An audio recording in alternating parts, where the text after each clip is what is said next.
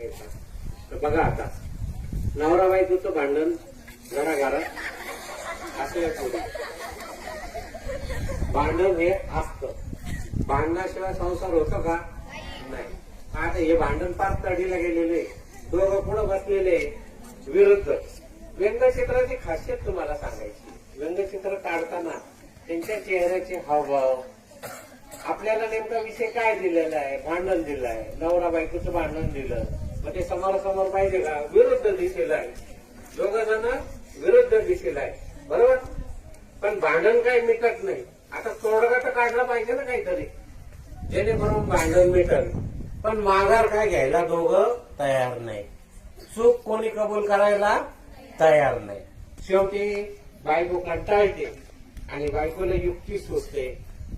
ती म्हणते आता यांचं खूपच झालं, लय वेळ आबोला झाला, पण आता यांची चूक मी निदर्शनास आणून देते. काय देते? काय नेमकी चूक केली तुम्ही हे नवऱ्याला सांगायला जाते ते. आणि ती नवऱ्याला काय सांगते बघा. ती नवऱ्याला म्हणते, लग्नाच्या वेळेस तुम्हाला घोड्यावर बसवून पळून जाण्याची संधी दिली होती, तुम्ही ती गमावली. आता मुकाट्याने माझ्याशी संसार करा. घोड्यावर बसवतात नवऱ्याला, तुला जायचा चान्स असतो ना, जाऊ शकतो ना, पण तो नाही जात. ती काय म्हणते, संधी गमावली, आता संसार करा.